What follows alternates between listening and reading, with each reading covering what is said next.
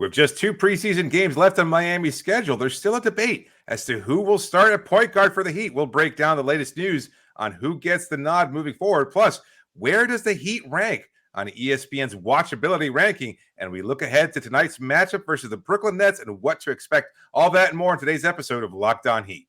You are Locked On Heat, your daily Miami Heat podcast. Part of the Locked On Podcast Network, your team every day.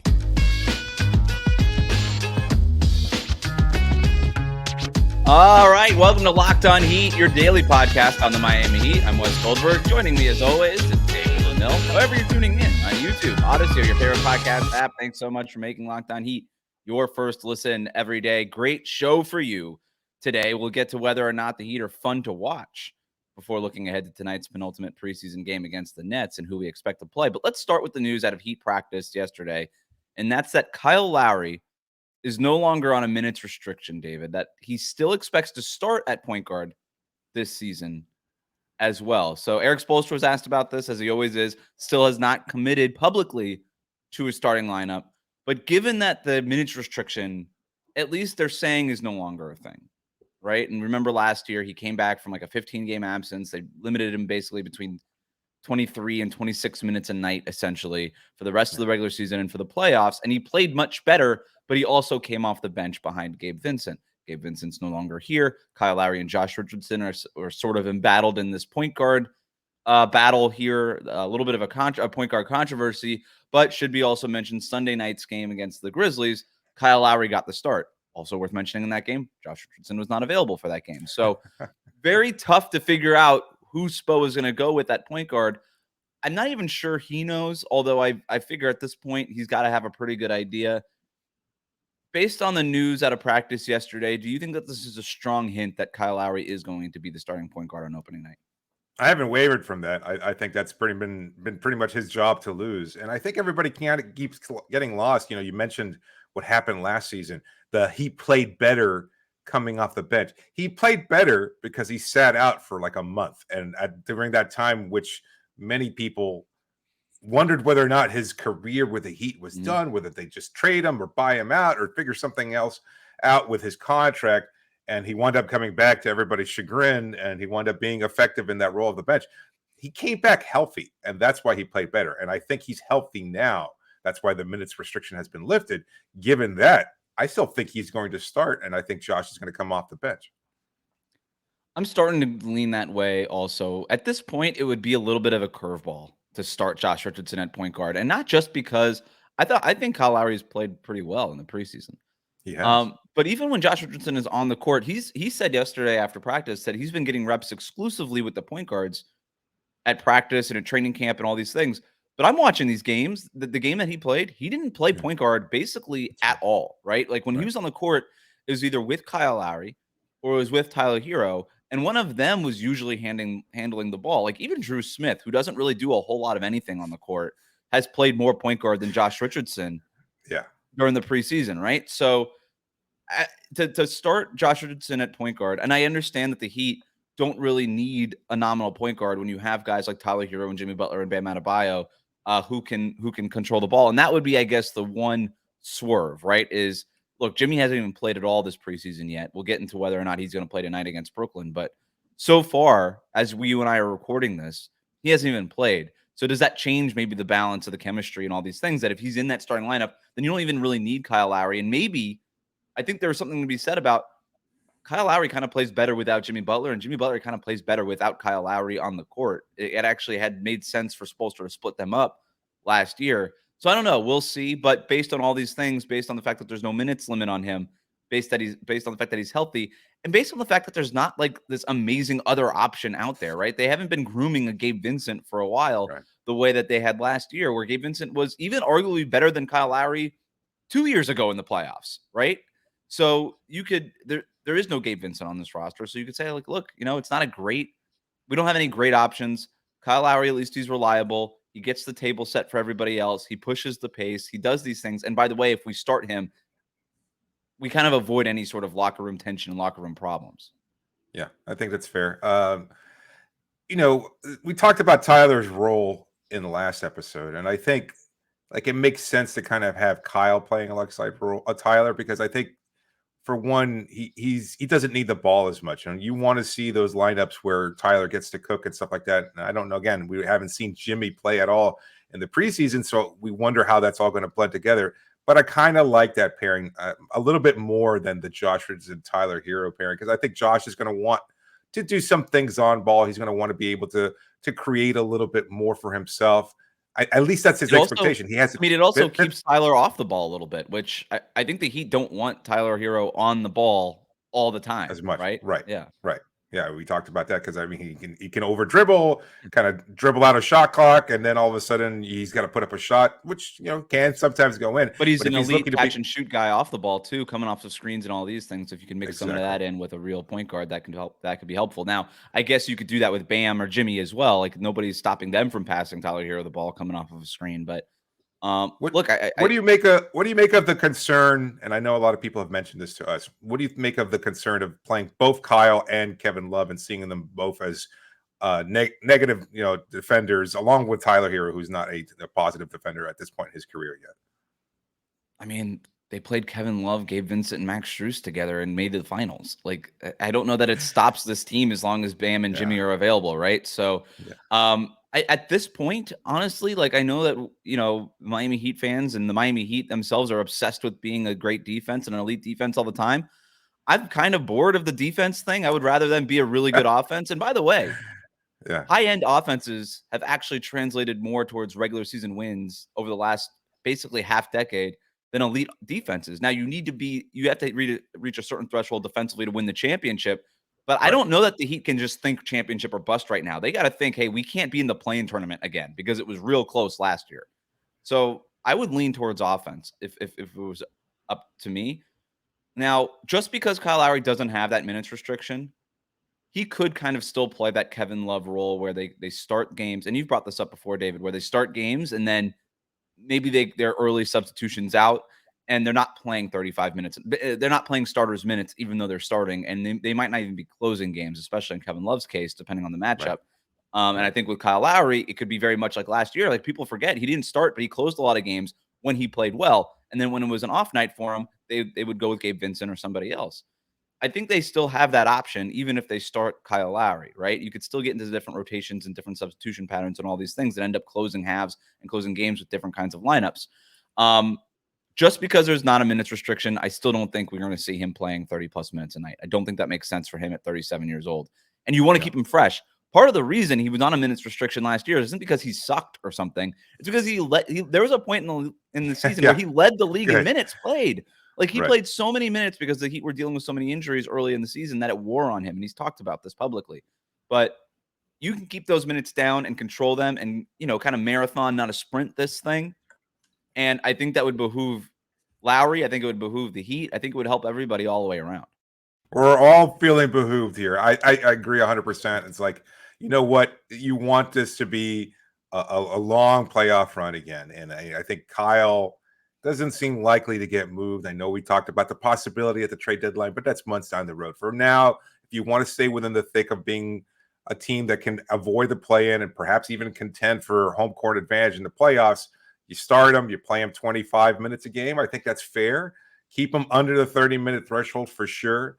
We're kind of obsessing over the starting nod, but it doesn't really matter. And we've talked about the team's depth before, and there's so many different options. Like we haven't even seen a second of Caleb Martin or Jimmy Butler this preseason. So all of this is kind of very, very still vague and up in the air, but they're going to get their time.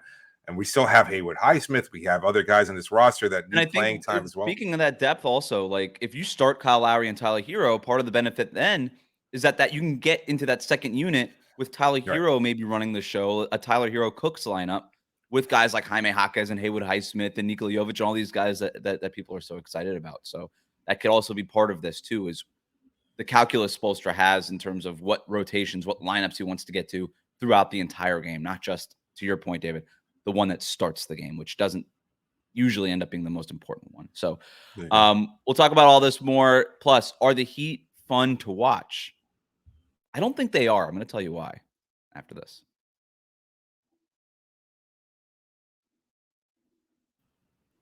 Today's episode of Locked On Heat is brought to you by our friends at Birddogs. Look, I love my Birddogs. They make me look good with their stretch khaki shorts designed to fit slimmer through the thigh to give the leg a truly sculpted look. To put it another way, Birddog shorts do the exact same thing as Lululemon, but they fit way better and are better than regular shorts that are made of stiff, restricting cotton. You don't want that. So Birddogs fixes this issue by inventing a cloud knit fabric that looks just like khaki, but stretches so you get a way slimmer fit without having to sacrifice movement. Again, they fit like your best gym shorts, but they don't look like gym shorts. You don't look like a slob out there wearing some pair of the same pair that you just wore on leg day, right? Or at Publix. Like, no, these are nice khakis. They come in great colors like khaki, like navy, like gray, like all these other colors. So you look put together. Plus, Birddogs uses anti-stink sweat wicking fabric that keeps you cool and dry all day long. So you smell good too. And it doesn't stink like your gym shorts either. Trust me, get yourself a pair. Go to birddogs.com/LockedOnNBA or enter the promo code LockedOnNBA at checkout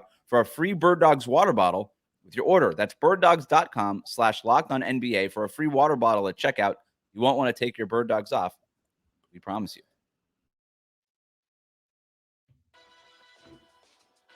Thanks for making Locked On Heat your first listen every day. Make sure you're subscribed on YouTube and on your favorite podcast app every day. Or make sure you tune in later tonight or tomorrow morning for a recap of Miami's penultimate preseason game. I don't know. Preseason is a little not serious enough to use the word penultimate. Penultimate feels like a big deal. Yeah, like last game of the regular season, if the standings matter, right. Or maybe like the penultimate episode of Breaking Bad. Like that gets must-watch television. Right. Yeah, this isn't necessarily must-watch television, but we will tell you if you are going to watch what to watch in our next segment. But here, every season, Zach Lowe of ESPN ranks all the teams in terms of watchability. So he considers things like style of play, star power, the uniform and the court design, the quality of the broadcast, things like that. This year, he's got the Heat ranked 22 out of 30. So there's only, 7 teams that are less watchable than Miami now? Yes. Now, to Miami's credit, they are up 5 spots from last season when they ranked 27th going into the year. So here's part of what he wrote about the Heat. Some teams make scoring seem effortless. With the Heat, you notice the effort. You get anxiety sweats watching them sprint and cut and screen pass just to open one alleyway.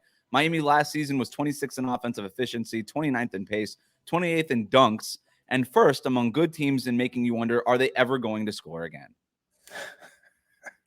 It's not wrong. It's not wrong, and it's perfectly written. Yeah, he absolutely nails it. And look, he's not alone in this, David. I don't think that the Heat are very watchable. In fact, I think that they should probably be lower than 22nd because the team that he has ranked behind them is the Orlando Magic at 21, whose preseason game I watched last night because they are so fun to watch, and also in part because they were playing Zion Williamson and the New Orleans Pelicans. I enjoy watching. That was Zion. a fun game. It was a fun game. I want to kind of piggyback on this, not to interrupt here, but it just has it seemed like preseason has been even sloppier than usual.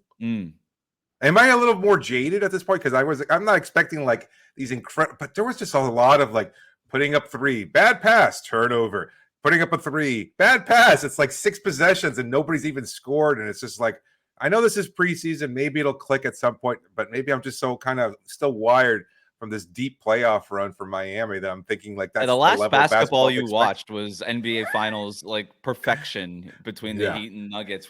Both teams were just executing at a high level, but Summer League didn't happen. That's true. You did go to Summer League, so that is a little surprising that you watched that and now you're like, wow, this seems sloppy. I don't know. Maybe it's just being with it, kind of like you're in the mode of like watching TV and you're watching the games at home, and all of a sudden you just see like these plays after plays. But Orlando's fun. Miami not so fun.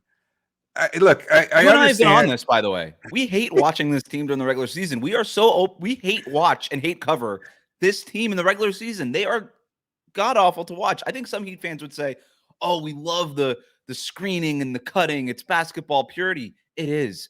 Oh my God, nobody's saying it's not. But just because it's pure basketball doesn't mean that it's a whole lot of fun to watch. Sometimes, and David, I've been pining for this. It's the reason why I wanted them to trade for Kevin Durant or Damian Lillard. Sometimes I just want a guy to just walk down the court and shoot a contested 3 and just make it, and it look easy. But the Heat don't have those players, and they don't do those things.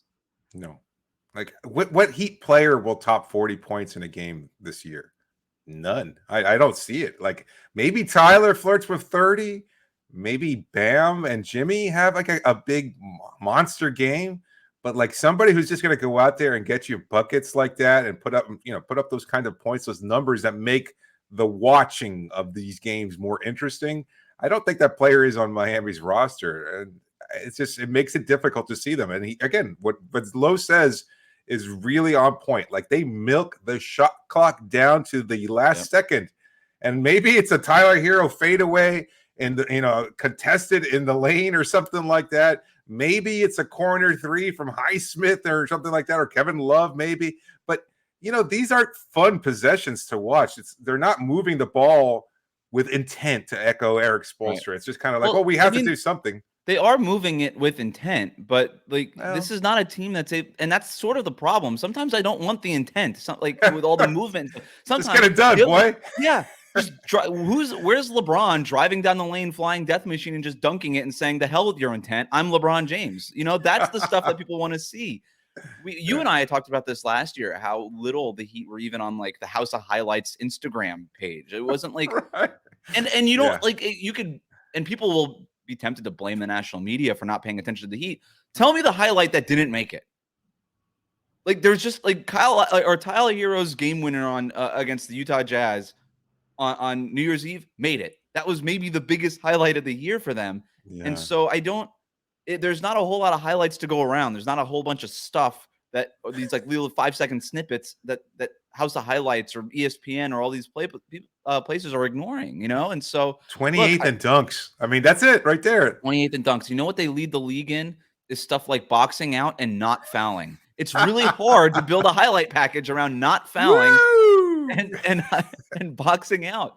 Look, it's great. It's Heat culture. It's all the stuff that everybody's propagandizing all the time, but it doesn't lend itself to great watchability. And David, I'm really scared that we're going to end up going into another season where you and I are just so bored of this team by December. Because the thing I kept saying last year was this team has to work so hard just to win games, just to be competitive. Yeah. They have to play like it's April in January. And the great thing about some of these other teams that rank so high in watchability is that they could just play like it's January in January, right. And so I think the Heat are extremely fun to watch in the playoffs, but part of that too, and this should be mentioned, is that Jimmy Butler turns it up a notch very purposely. If Jimmy Butler played like he did in the playoffs with the trash talking and all that stuff all the time, all season long, this team would be very high in watchability, but they would not be very successful in the postseason because he would be worn out. Yeah, getting to the line 9 times in the middle of a 95-94 win over the Kings or something like that isn't exactly must-watch television. What about the other factors aside from the on-court product? The uniforms, the court design, the broadcasters, because I know he takes that into consideration. Do you think he was fair in rating those things? Because I know he's already been criticizing that same. We didn't get the algorithm here. We don't have his point total here. He doesn't say anything necessarily about the broadcast, although you and I have been pretty consistent on this. Eric Reed is a pro's pro. He's your favorite play-by-play guy, favorite play-by-play. Like he's been doing it forever. And I think Crotty actually was pretty good last year. He's gotten better. He's gotten more comfortable. They're starting to develop a little bit of chemistry there. In terms of the broadcast, I think it's clean. I was watching one of those preseason games, David, last night, and it was the Bucks game. And Giannis dunked it, and I didn't know what had happened. They basically just showed his hand in the basket, and I was like, where was the play? A lot of these broadcasts get really sloppy, and they just pan away to somebody's face or some fan, whatever, not doing anything important, and you miss half the game or half the possession. The Heat's broadcast, look, we're usually there for home games, so and I'm sure they do make mistakes, but they seem pretty clean overall, and not making as many mistakes. And by the way, I watched the OKC thing. If you think the Heat are spewing propaganda or somebody like that, try watching a Thunder game, dude. They're like if you watch the Thunder play the Bucks last night, they were like you would have come away with that if you just listened to the Thunder broadcast. Like the Bucks have no chance in hell this year. They're probably going to be picking in the lottery. And how do the Thunder not win their 5th championship in a row this year? Like that's what you would have been coming away with. They don't do they do a little bit of that because you have to, because you're the home team in Miami, but they don't do it as much as OKC. I'm going along on this. It's a fair point. Just random complaints. I think. Hey, did you watch the Kiss Cam in Orlando too? I'm sure you were happy with that. The really one thing awkward. I will say that Zach Lowe nailed, and you and I disagree on this a little bit, is the uniform design, which you and I got a sneak peek of, and those will be revealed at some point. Although I do think that there's some stuff going around on social media with some leaked photos and stuff. But let's talk about that next. We'll talk about where ESPN stands, where you and I stand after this, and then we'll tell you what you need to watch in tonight's penultimate preseason game against the Brooklyn Nets. That's coming up dun, dun. here in Locked On Heat. Today's episode is brought to you by FanDuel. Snap into action this NFL season with FanDuel, America's #1 sportsbook. Right now, new customers get $200 in bonus bets guaranteed when you place a $5 bet. That's $200 in bonus bets whether you win or lose. If you've been thinking about joining FanDuel, there's no better time to get in on the action. The app is so easy to use, and there's a wide range of betting options, including spreads, player props, over-unders, and more. You can bet the under 100 points for Miami almost every game of the season. That's what makes them so unwatchable. Anyway, go visit FanDuel.com/LockedOn and kick off the NFL season. FanDuel, the official partner of the NFL. Thanks for making Locked On Heat your first listen every day. Everydayers, tune in tomorrow or later tonight, late tonight. Yes. For our takeaways from Miami's preseason home game against the Brooklyn Exciting. Nets. We'll get to what we want to watch from this game, but let's just wrap up this watchability conversation here. The uniforms. There's been leaked images. They're really leaning into like the Heat culture thing of it all. I understand when Zach Lowe writes, people are going to roll their eyes at this. Mhm. And I have been on this for a couple of years now, but look, Heat culture is a real thing. I wrote a whole story for The Ringer about Heat culture being a real thing. And it basically, Heat culture carried Miami to the finals last year, right? It's a real thing. You talk to players, it's a real thing. But just because it's a real thing doesn't mean you need to put it on everything. It doesn't need to be the hashtag for everything. It doesn't need to be on the uniforms. It doesn't need to be like we are one. If Kaseya didn't come through with a sponsorship deal, this arena might have been called Heat Culture Arena for all I know, because of Miami's just desire to just slap that hashtag on literally everything. It's like their tag, like if they were doing graffiti around downtown Miami. Like I don't understand why they're just let Heat Culture live as its own little thing. Find another hashtag. You don't have to put it on the uniforms. I'm sort of over it. I'm sorry if anybody from the Miami Heat, from an executive team and people that are doing this or in charge of this, but you nailed it with Miami Vice. Like, I don't know. I just like the Heat culture thing. Like, it just seems like it was too easy. It was just sitting there and you just did it. I'm going to withhold judgment because, I've done some reporting on it in the past and, when it comes to the design of their jerseys, and I was told that those might not be the official jerseys that are leaked or have been leaked. Maybe there's something else up their sleeves. I don't know whether they are or not. I actually personally like them, but I'm, old and boring, I suppose most people would say. As in terms of like whatever jersey they do let out, there's always a story behind it. They're not just crafting a jersey because they have led the league in total sales for years. They are very intent with how they do their jerseys. Like I think about the Orlando Magic's gray Stars jersey from a couple years ago. Oh yeah, okay. Gray orange, and you're like, why? And like there was no rhyme or reason. They put orange on a gray jersey because they're in Orange County or something. I'm like, what? Like that doesn't. That's not even a little bit of thought. They did something like that. Nobody even knows, right? Well, somebody forgot to do their homework, and they made it up that morning and turned it in late. Look, I'm with you. There's a lot of intent with what the Heat do with their stuff. What is a good Miami color? Like, what is like the Vice colors? Ones you can't were go great. back. The problem is you go back kind to of that did it already. It was overkill. I don't know. That's not my job, David. It's their job. I don't know. We're not going to figure it out right here. I want to kind of think about it. Like, what's so symbolic of Miami? Especially what you could have done? Like, I would have loved like a Miami. Like, I guess maybe there's some copyright infringement here, but like a Miami Hurricane, like something with like, or I would have loved because the Hurricanes, FAU, the Owls, and Miami all like basically made the Final Four of their respective tournaments. Like to do something that was just like an ode to South Florida basketball would have kind of been cool. But again, I don't know how that works. But that's just off the top of my head, and I love that idea. I think that's $1 million idea. In general, I think Miami's court, whatever, we could disagree. Miami's court design is really good. Yeah. I want to point that out. They always do a great job with the alternate courts too, but it's classic. And there's part of that classic court design that I like. And you look around the league and so many people are doing like weird, fancy things. Even like Zach Lowe even wrote about this, about how like you got like these weird like silhouettes against the court of like forests and stuff. Like it just looks ridiculous. It's not very cool looking. I'm against all of it. Just have a normal basketball court. Like the reason people love like the parquet floors in Boston is just because it's been there forever, right? And there's something to be said about Miami's court. It's just been this way for a very long time, and I think they do a good job with all that stuff and all that. Can we go back to just their style of play? Because you and I are being truthful in that they're hard to watch, but I do want to say this. We are very excited to watch the Heat this season. There are things to be excited about, and we do hope that you tune in. But it's sort of like, I feel like it's an acquired taste, right? I guess this would be a fair way to put the Heat style of play. If I was just a fan, I would be much more a Heat fan specifically. And I'll put that as a caveat. You have to be a Heat fan. You can watch 82 games and still wind up enjoying this. Yeah. But to cover the team, to kind of hope and try to create, like, or even from the content perspective, like, how do you analyze? Well, hell, they took 23 seconds to get a shot off. One thing that's going to help their watchability this year is that they're probably not going to be one of the worst 5 3-point shooting teams in the league again, because I really